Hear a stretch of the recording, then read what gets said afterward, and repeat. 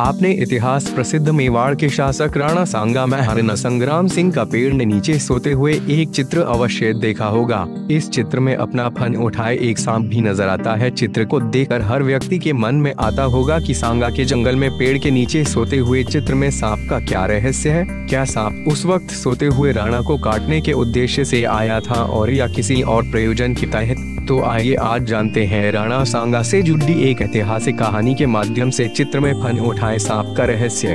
भविष्यवक्ताओं द्वारा सांगा का चित्तौड़ का स्वामी बनने की भविष्यवाणी के बाद उसके भाइयों ने उस पर प्राणघातक हमला किया और उसे मारने के लिए अग्रसर हुए। सांगा चूंकि अपने भाइयों पर प्रहार नहीं करना चाहते थे, वे भाइयों से बचकर घायलावस्था में ही भाग निकले। भाइयों से अपनी जान बचाने को सांगा कई वर्षों तक भेष बदल कर रहे और इधर उधर दिन काटते रहे। इसी क्रम में वे एक घोड़ा खरीदकर श्रीनगर अजमेर जिले में के करमचंद परमार की सेवा में जाकर चाकरी करने लगे। इतिहास में प्रसिद्ध है कि एक दिन करमचंद अपने किसी सैनिक अभियान के बाद जंगल में आराम कर रहा था। उसी वक्त सांगा भी एक पेड़ के नीचे अपना घोड़ा बांध आराम करने लगा और उसे नींद आ गई। सांगा को सोते हुए कुछ देर में उधर से गुजरते हुए कुछ राजपूतों ने देखा कि सांगा सो रहे हैं और एक सांप उन पर फन तान कर छाया कर रहा है। यह बात उन राजपूतों ने करमचंद को बताई तो उसे बड़ा आश्चर्य हुआ और उसने खुद ने जाकर यह घटना अपनी आंखों से देखी।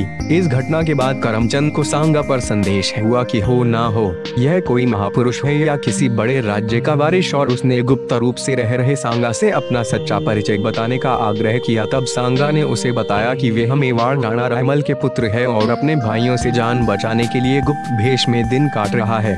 इसी ऐतिहासिक घटना की कहानी के आधार पर बाद में किसी चित्रकार ने अपनी कल्पना के आधार पर राणा सांग का पेड़ के नीचे सोते हुए चित्र बनाया, जिसमें पेड़ की छाया दूर होने के बाद धूप से सांगा को बचाने हेतु फन उठाया हुआ एक सांप उन पर छाया कर रहा है।